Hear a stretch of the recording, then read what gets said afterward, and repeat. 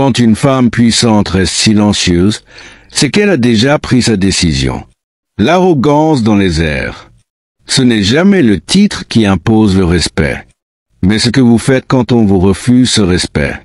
Paris-Charles de Gaulle. Terminal privé. L'air est chargé d'excitation, d'odeurs de kérosène et de murmures entre voyageurs privilégiés.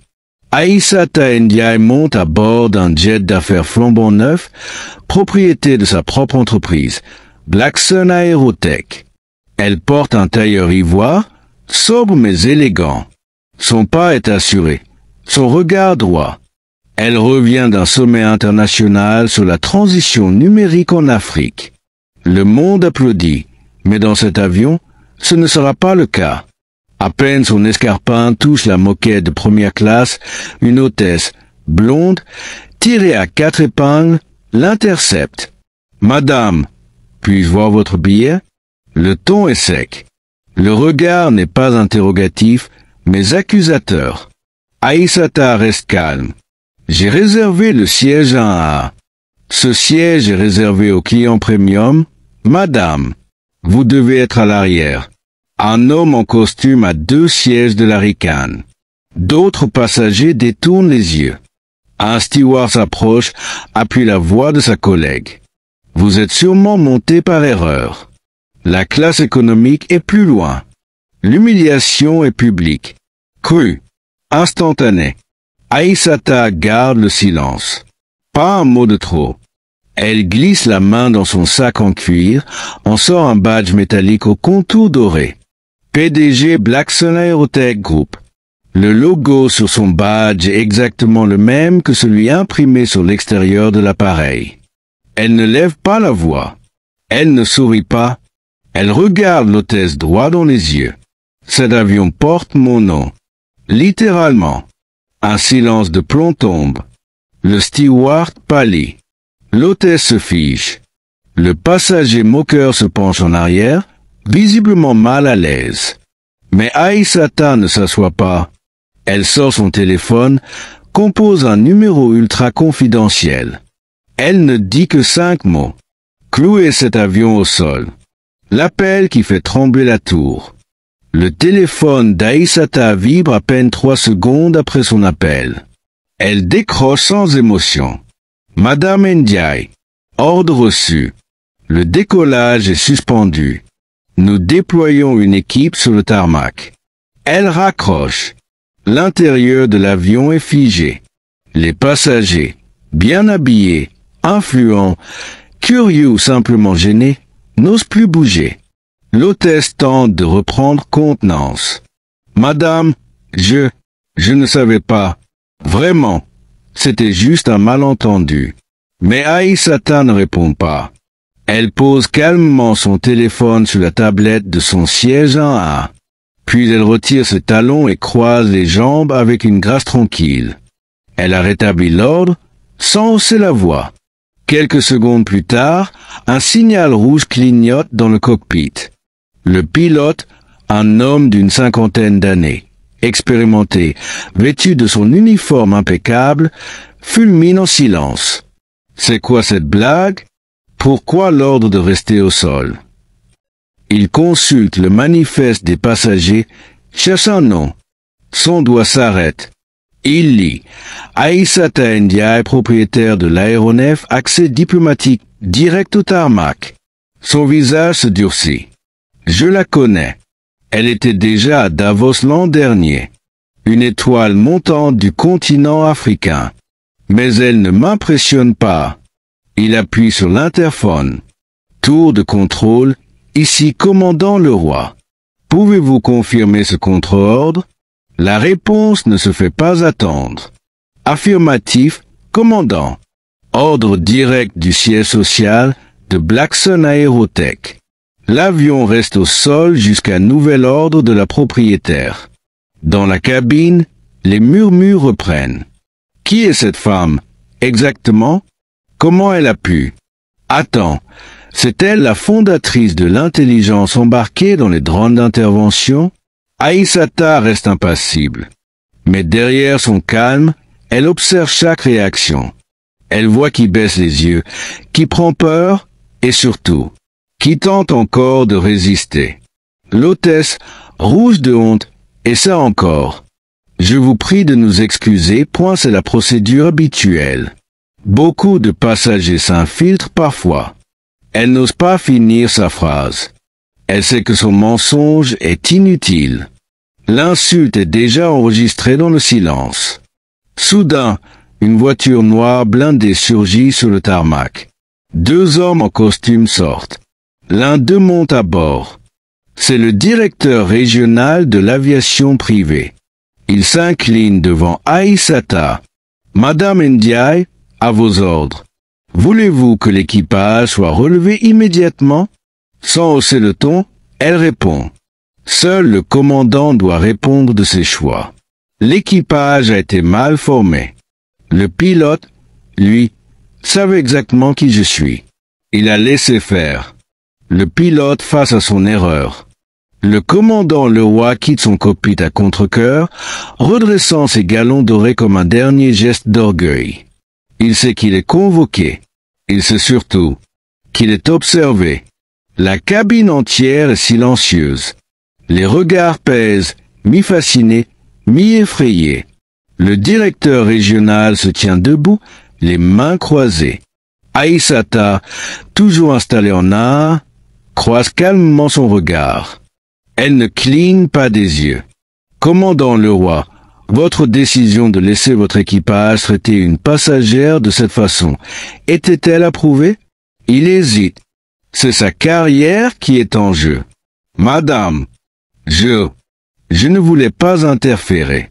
Je pensais que mes agents géraient un incident classique. Aïssata incline légèrement la tête. Ses mots sont lents, contrôlés, mais chaque syllabe coupe comme une lame. Un incident classique. Vous voulez dire, voir une femme noire en première classe sans supposer qu'elle a volé, c'est désormais un protocole? Le pilote recule d'un pas. Les passagers sont suspendus à la scène.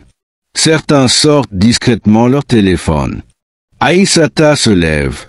Son port est royal. Elle s'approche du commandant à moins d'1 mètre. Je vous ai vu, commandant. Quand l'hôtesse m'a humilié, vous étiez dans votre cabine.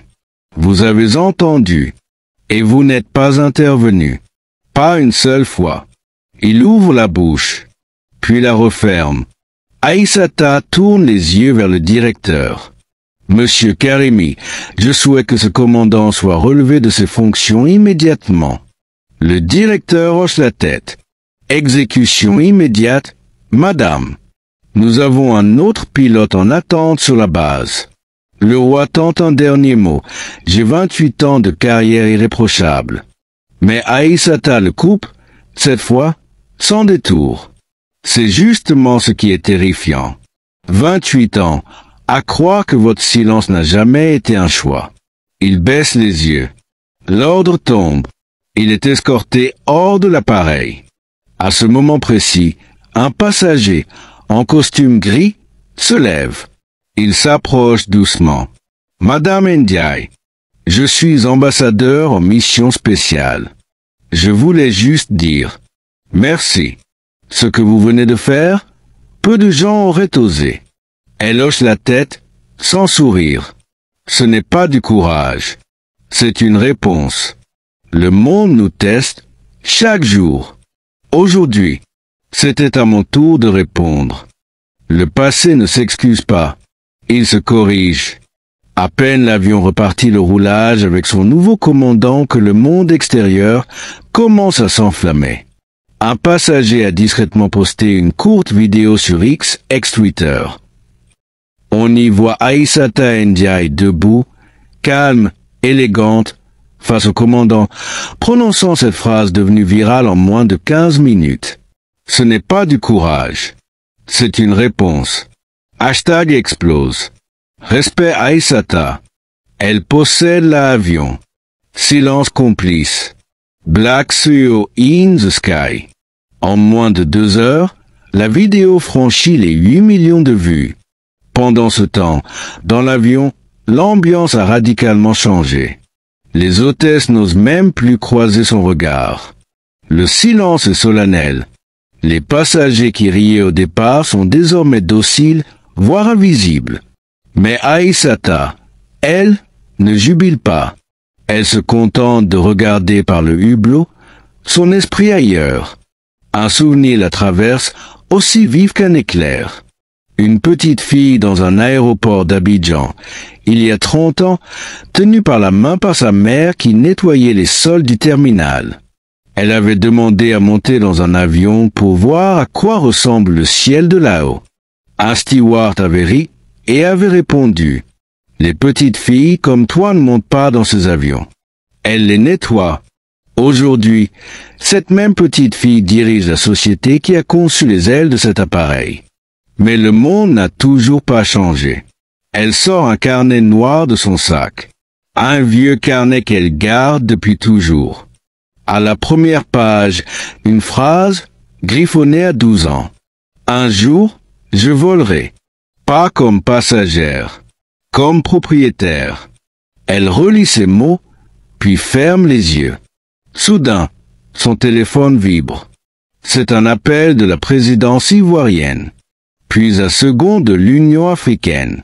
Puis un troisième, le directeur général de l'aviation civile européenne.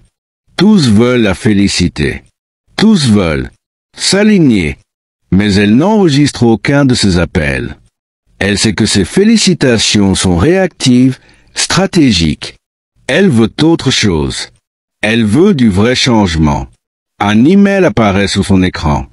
Madame Ndiaye, seriez-vous disposée à diriger le nouveau comité d'éthique de l'aviation internationale sur la diversité et les droits passagers? Elle hésite puis tape une réponse simple. Je vous dirai ce que j'ai dit à mon pilote. Je n'ai pas besoin de reconnaissance. J'ai besoin d'impact. Le jour où elle a changé les règles. Le respect n'a jamais été un privilège. C'est une base. Et si le monde l'a oublié, alors il est temps de le lui rappeler. Aïssata Ndiaye, conférence de Genève, 11h47. Une semaine après l'incident en vol, Aïssata monte sur scène à la conférence mondiale sur l'aviation éthique à Genève. Elle ne lit aucun discours. Elle ne consulte aucune note. Elle parle avec son histoire, avec ses cicatrices. Dans une salle remplie de PDG, de ministres, d'ambassadeurs et de pilotes du monde entier, elle commence par une question. Combien de personnes ici ont déjà vu une femme noire entrer en première classe et l'ont immédiatement soupçonnée de tricher? Un silence gêné s'abat. Combien d'entre vous sont excusés sans rien changer derrière? Combien d'institutions ont présenté des excuses, pendant que leur pratique reste inchangée? Elle laisse ces mots pénétrer. Puis, elle dépose calmement une enveloppe blanche sur la table centrale de la scène. Voici une copie du nouveau protocole d'embarquement de Blackson Aerotech.